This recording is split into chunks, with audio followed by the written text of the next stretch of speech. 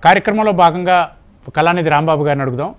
Sir, గురు అతిచారం అనేది మన దేశం మీద ప్రపంచం మీద బాగా ప్రభావితం చేస్తుంది. ముఖ్యంగా మన దేశానికి ఎలాంటి ప్రభావం చూపిస్తుంది? మన దేశం మీద ఇప్పటికే యుద్ధ మేఘాలు ఉన్నాయి. అమెరికాతో మన సత్సంబంధాలు అంతంత మాత్రంగా ఉన్నాయి. రష్యాతో ఫ్రెండ్షిప్ ఒకవైపు బాగా ఉన్నట్టు కనిపిస్తున్నా అది ఎంతవరకు నిలబడుతుందో తెలియని పరిస్థితుంది. మీరు ఈ గురు అతిచారం వల్ల లేకపోతే ప్రధాని మోడీ గారి జాతకం వల్ల అసలు ఎలా ఉంది మన ఇండియా పరిస్థితి? మన భారతదేశానికి 15th August 1947 నైట్ 12 o'clock మనకి మిడ్ నైట్లో స్వాతంత్రం వచ్చింది. ఆనాటి గ్రహస్థితి చూసుకున్నట్టయితే పుష్యమి నక్షత్రం మొదటి పాదం, రాశి కర్కాటక రాశి, జన్మలగ్నం వృషభ లగ్నం.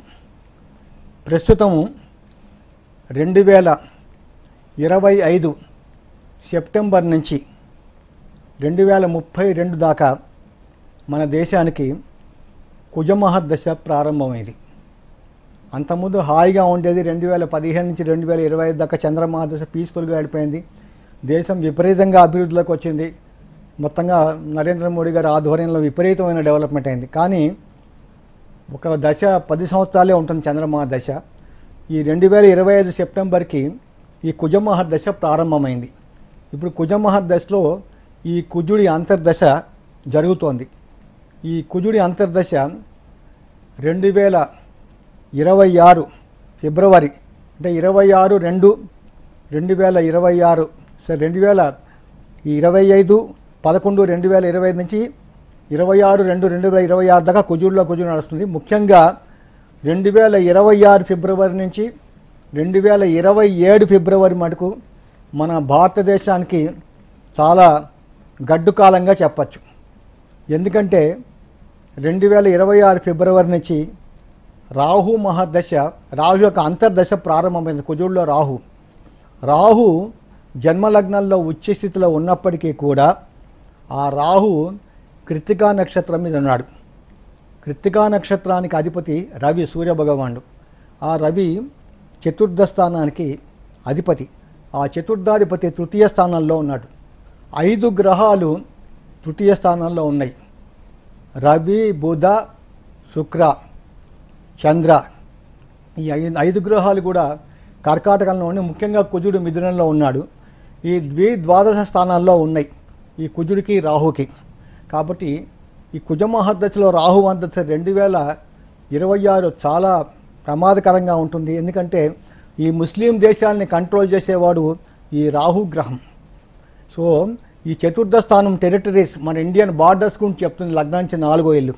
కాబట్టి ఇటు చైనా కానీ ఇటు పాకిస్తాన్ కానీ ఖచ్చితంగా వార్లోకి రావడానికి అవకాశాలు చాలా వరకు మన భారతదేశానికి ఉన్నాయి.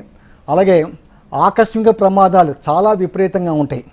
ముఖ్యంగా అంతేకాదు, ఈ 2026 డిసెంబర్ 6వ తారీఖు నాడు ఈ కుజగ్రహం వృశ్చిక రాశి వదిలేసి ధనుసు రాశిలోకి వస్తున్నాడు. అక్కడ దాదాపుగా 45 రోజులు ఉంటాడు. అంటే దాదాపుగా జనవరి 13-14 తారీఖు దాకా ఆయన ఈ ధనుసు రాశిలోనే ఉంటాడు. ఎప్పుడైతే కుజుడు ధనుసు రాశిలో ఉన్నాడు, ఇప్పుడు మీనంలో శనేశ్వరుడు ఉన్నాడు. ఈ కుజ శనులు ఇద్దరు కూడా పరస్పరం చూసుకుంటారు. కాబట్టి ఆ 45 రోజులు డిసెంబర్ 6 నుంచి జనవరి 14వ తారీఖు దాకా కూడా దాదాపుగా మన భారత ప్రభుత్వం చాలా జాగ్రత్తగా ఉండాలి. ముఖ్యంగా ఈ టెర్రరిస్ట్ విషయంలో విపరీతమైన టెర్రరిస్ట్ అటాకులు జరగడానికి అవకాశాలు చాలా ఉన్నాయి. ఆకస్మిక ప్రమాదాలు, ఈ రైలు ప్రమాదాలు, ఈ బస్సు ప్రమాదాలు, విమాన ప్రమాదాలు చాలా అధికంగా ఉంటాయి. ఈ కుజగ్రహం భూకారకుడు కాబట్టి ఈ రియల్ ఎస్టేట్ వ్యాపారుల ఈ హత్యలకు కూడా చాలా వరకు అవకాశాలు ఉంటాయి. అంతేకాదు, మళ్ళీ మీరు 2026 ఫిబ్రవరి 2వ తారీఖు నుంచి మళ్ళీ 2026 మే 11 దాకా ఆ 45 రోజులు కూడా కుజగ్రహం మీన రాశిలో ఉంటాడు. అప్పుడు కూడా ఈ కుజశనులు కలిసి ఉంటారు. కాబట్టి అప్పుడు కూడా ఈ టెర్రరిస్ట్ అటాకులు చాలా విపరీతంగా ఉంటాయి.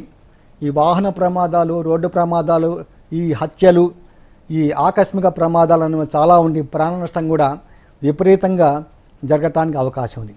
ఇకపోతే నరేంద్ర మోడీ గారు 17th సెప్టెంబర్ 1950 మార్నింగ్ 11:40కి గుజరాత్లో జన్మించారు.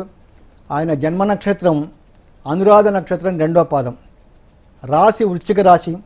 ఆయన జన్మ లగ్నం కూడా వృశ్చిక లగ్నమే.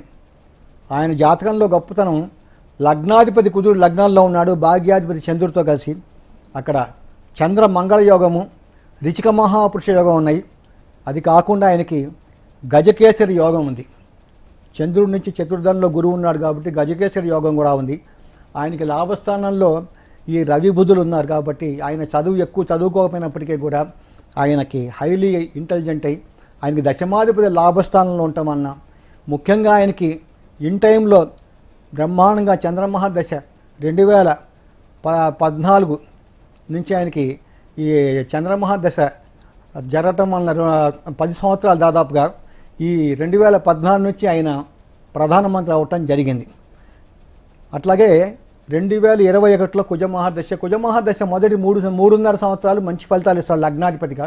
కానీ ఆ తర్వాత షష్టాధిపతి ఫలితాలు ఇస్తాడు. ఎంత లగ్నాధిపతి అయినా కూడా షష్టాధిపతి ఫలితాలు తీసుకోవాలి. ఆ షష్టాధిపతి కూడా లగ్నంలో ఉన్నాడు కాబట్టి ఆయనకి నవంబర్ 1, 2025 అంటే ఈ సంవత్సరం నవంబర్ 1వ తారీఖు నుంచి ఆయనకి కుజమహాదశలో కేతువు అంతర్దశ ప్రారంభమైంది. ఈ కుజుడిలో కేతువు 2026 ఎండ్ దాకా ఉంది, 26 మార్చి ఏప్రిల్ దాకా ఉంది. కాబట్టి ఈ సంవత్సరం అంతా కూడా ఆయనకి ఏ దేశంతో కూడా అంత టర్మ్స్ అంత అనుకూలంగా ఉండదు.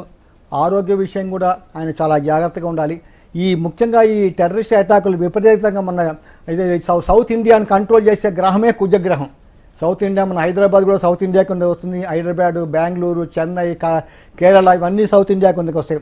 కాబట్టి ఈ సౌత్ ఇండియా కింద ఉన్న ఈ రాష్ట్రాలు కూడా చాలా జాగ్రత్తగా ఉండాలి. ఇక్కడ టెర్రరిస్ట్ అటాకులు విపరీతంగా జరగడానికి అవకాశాలు ఉంటాయి. కాబట్టి మోడీ గారు ఇంకా పర్టికులర్గా ఈ సౌత్ ఇండియా మీద, ముఖ్యంగా ఈ హైదరాబాద్ మీద చాలా శ్రద్ధ తీసుకోవాలి.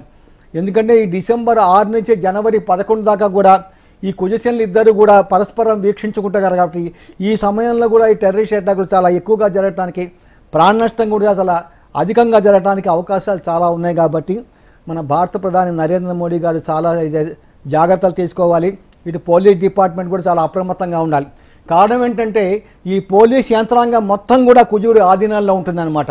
కాబట్టి పోలీసులు కూడా కొంచెం అశ్రద్ధగా ఉంటే వాళ్ళకు కూడా ప్రాణం పోవడానికి కూడా అవకాశాలు చాలా వరకు ఉన్నాయి. కాబట్టి పోలీస్ కమిషనర్, డీజీపీ కూడా వీళ్ళు చాలా ఎక్కువ శ్రద్ధ తీసుకొని ఈ యొక్క అరాచకాలు జరగకుండా చూడాలని నేను కోరుతున్నాను. చాలా విపులంగా వివరించారు రామ్.